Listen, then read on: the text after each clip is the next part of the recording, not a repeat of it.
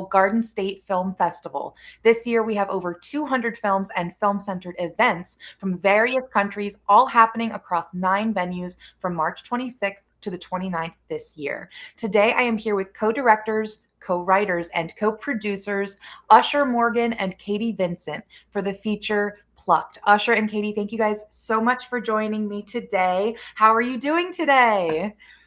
Good. Thanks for having us. Yeah, Thank you for excited. joining me. Well, congratulations on your feature making it into the festival. Is this your first year with us? No. No, actually, we're thrilled to be invited back, by the way. It's a wonderful festival. We were a few years ago there. Homebound. I believe it was 2022, if I'm not mistaken. Yeah, no, and it was a great time. We were there the whole event and Awesome. we're excited to be back. Oh, well, welcome back. It's great to have you. So please tell me, so this is your second project together? I take it, or how long have the two of you been working together? We've been making movies for a while together. Katie was the lead on my debut short film Prego back in 2015, and then she was in my feature film Pickings, which was my first feature, and then we made a couple of shorts, and then Plucked came along. Yeah, and it's sort of been a trajectory of, coming on initially as an actor. And then I started working as like a producer with Usher. And then I'm so bad with years. Was it 2018 that we did Windblown? 2019. 2019 was Windblown. Yeah. And that was our first like dual attempt at like co-directing something. Yeah. And that was a lot of fun, and we didn't kill each other. So we figured we would do it again, but on a bigger feature film scale with this guy here, Plucked. And we're both still standing. So That's yeah, awesome. we were supposed to shoot it in 2020, I think, originally, and then COVID happened and everybody went to sleep. So it was kind of it wasn't a dormant project by any means. We were doing like table reads, and we tried doing a table read on Zoom, which didn't really work out that well. But we ended up kind of hyping ourselves up during COVID, where everything else was closed, and that was like our, like the light at the end of the tunnel. And finally, when they started opening things up again and SAG came up with all the rules as far as how you can go about shooting, we decided, now is the perfect time to do this. And we went to Rhode Island, and we found our little mansion. So, with that said, what was the inspiration for Plucked? Well, it was jambalaya of things. Basically, during the very starts of the pandemic or whatever, I went through a bit of a breakup, as one does, and I had some things to get off of my chest. And Usher was in the throes of just wanting to move on to the next specifically feature film project. So with that in mind, and our sort of like brand that we've inadvertently developed over the past decade now of kind of doing zanier, dark comedy, kind of, I don't know, embellished sort of styles of cinema, we ended up taking my lemons and making a very zany lemonade out of it, I guess. Well put. Thanks. Yeah. So it's corsets, it's high drama. We kind of had this idea in our head the whole time of like rock opera, if you will. So the theatrics are high, but it's basically a love triangle gone horribly awry, and a bunch of people doing everything other than just like actually talking to each other. And yeah, we ended up coming up with this Gilded Age, because why the heck not? Dark comedy. I mean, as someone with a dark sense of humor myself. If you don't laugh, you cry, okay? Well, that's the thing though, is like so many people get through like hard times using humor. 100%. And of course, like COVID being in the backdrop of this too, like us, we actually ended up being a blessing having that in the backdrop, because we had extra time to really refine the script and really sit down, just the two of us. And we would hammer out different versions of the same scene separately, come together and read them to each other and with each other and kind of like bounce off, you know, where is this character coming from? What would this character actually say? So it was like actually a blessing in disguise in that way. But yeah, and then it was a matter of bringing it actually to life and on screen, and that was its own feat. But I think we pulled it off. So I mean, the two of you work really well together, I will say, from this feature. Like, thank you. and with this also not being your first feature, being through the film circuit now, this isn't your first time together. And, you know, with that, so what was this process like for the both of you, Katie? Like with, you know, going from being an actor to now helping with the directing and the producing and the co-writing, and Usher, for you, what was it like, you know, helping, if it was like a helping process because you've already been doing these things, like to grow Katie in that way, if that's how it happened with the two of you? Lots of sunlight. Plant joke. Yeah. For us, I think we have the blessing of like we're old time friends, like family at this point. So like the working dynamic and so much of our friendship has been cultivated through the fact that we've worked together. So we kind of already had like the two birds, one stone happening, which being able to not take each other for granted per se, but to have that already sewn in comfort level where, you know, like making a feature is a scary, daunting thing. I always like liken it to, okay, you were basically consenting to like, we're going to climb Everest. It's going to be a bit messy, but we're going to do it. So being able to like trust your teammate in that, I totally recognize is not something that always happens.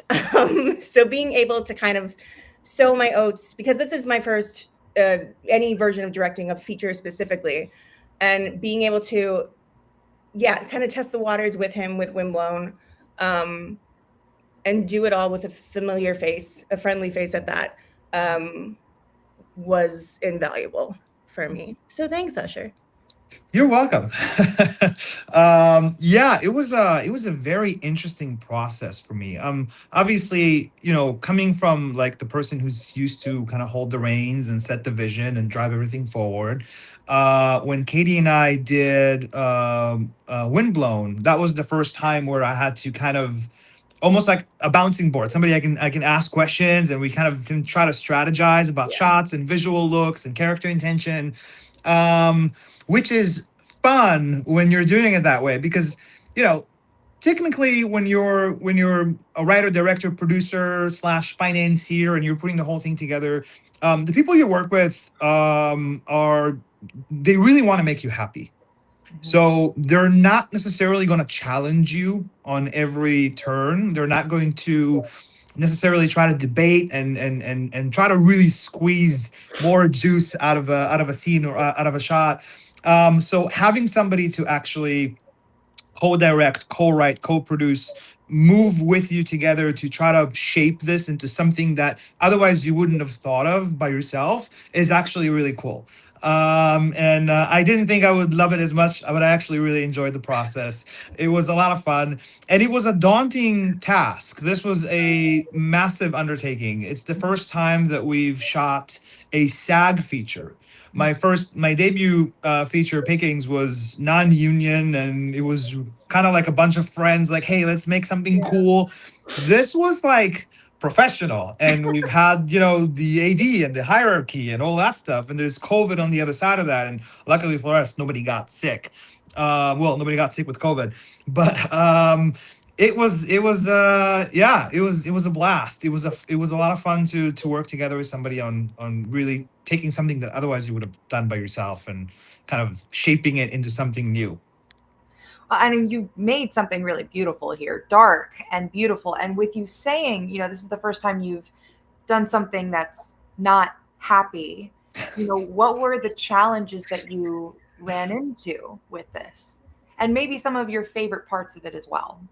I don't know if it's the first time that we did something that was not happy. Like the short we did before, it was the saddest thing I've ever shot in my life. It was about an agoraphobe, a woman with agoraphobia who lost her therapy dog and had to go out looking for it. So we've done some sad stuff in the past and some dark stuff. I apologize. I just meant because you had just said this was like the first time that you did something or you were doing something that wasn't like, getting a bunch of friends together and for like that's sorry, I apologize if my wording was off, but that's what I was getting at. So, what was this whole process like for you in that? What were the challenges that you ran into, especially like for you, Katie, and maybe what were some of your favorite parts of it that maybe have an impact for growing you as a director, a writer, a producer, an actress moving forward? For me, being one of the leads in this, while also, being at the helm with Usher, like, thank God we were able to like tandem that, because there were times where like I had to disappear for 2 hours to go get hair and makeup and blood on my face and all sorts of stuff. Meanwhile, it's a 110-page script, and I think like Catherine was on like all but maybe like 10 pages. So it's just like having the responsibility of that and wanting to do a good, focused, like grounded job with that. Because like if the art through the lens isn't good, then what are we doing? While also, figuring out, I mean, any film project, basically you're just signing up for chronic troubleshooting. And especially with this, like, because of COVID, because of the scale of what we were trying to pull off with the budget that we had, because of the size of the team, there were plenty of challenges, just day-to-day logistical stuff. And, we were doing a company move in the middle of it too. And we were housing everybody. Most of our crew, most of it came from New York, but we were also pulling in actors from like all over the country. Yeah, you said you were in Rhode Island for this, right? Yes, and we were switching between day shoots, and then we had like 2 weeks straight up overnights, and we had to add days, even though like the house was booked out at the end of the month, and it was just every single day had its tasks. I don't want to call them problems because they're not. They're just like things that need to be figured out, while also being like shoved in a corset and like having to go like ride my fake husband, you know what I mean? So like, again, thank God Usher was there, that we could kind of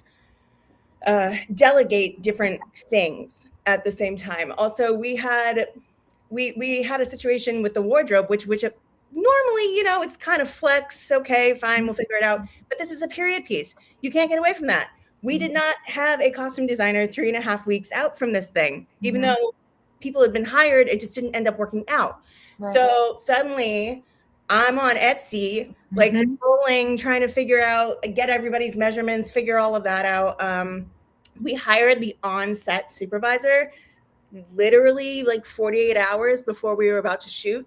And I showed up to location with Usher and had to give her like a 4-hour rundown of like, okay, here's like the 50 costumes you're responsible for now, like have fun. So yeah, I think it was just a matter of like, all of it is a challenge, but all of it is the labor of love. It is the most literal manifestation of that. Like it is the trenches, but like you're so freaking privileged and happy to be there. Like, thank you, may I have another. That's my experience. So please. When we started this project, we partnered with a bunch of legit production companies, bigger production companies, and the budget was always set as 1.2 million. Initially, it was like 3.7 million, and then it was 1.2 million. And we worked for a while on trying to get substantial investment. And when COVID hit, that made things so much more difficult, and it was just it became kind of like an impossible task. Yeah. So when we made the decision to shoot it ourselves, initially for a $350,000 budget, every one of these other companies that were attached was like, nope, we're not doing that. And it became like a comedic phone call situation where we would just ring somebody up to try to get them on board. And as soon as we said the word period, it's like, we don't do period films because they're just too complicated. It's too much money. And they were like scaring us. And we had so much enthusiasm for the story that ultimately we decided like, we're not going to be deterred by all this, like, the negativity of the jaded, people have been doing it for 20 years and they have their own way of doing it. We don't know any better, so we're just going to do it ourselves. So we really, I think thank God the story is so good, and we have such a good chemistry working together that we decided, you know what, let's just take this on as a project. It will cost whatever it costs, which is not a good strategy for filmmaking in general. But the end product came out so good. Yeah. We still are very proud of what we did, and I think if you're looking at this saying, "Oh, this must cost a lot of money," no, it did and it didn't, but it costs a lot less than what it was supposed to. Logistically, it was very difficult, but I think the end result speaks for itself. Yeah. It's a very cool movie. It's a lot of fun. It's like it's sexy, it's scary, it's funny. You can throw these labels at it. Yeah. But ultimately, it's a really fun story. It's a really fun ride, and I think we did a great job of just creating this world and putting Katie in the character of Catherine and kind of letting it speak for itself. Well, I think you guys have done a really fantastic job, and I would love to keep you longer, but we are out of time. Am I going to be meeting you both in person at the festival this year? Heck Yeah, yes. we'll be Awesome. there. It has been such a pleasure with you. Likewise. Everyone, Plucked will be screening at the Asbury Hall on Saturday, March 28th from 6 to 8:30 p.m. We hope to see you at the film festival this year with over 200 films screening across 9 venues, including hosting parties, panels, events, and more. Get your tickets at gsff.org/tickets. Thank you both again so much for joining me, and I hope you have a wonderful rest of your day. Stay warm. Thank you. Thank you.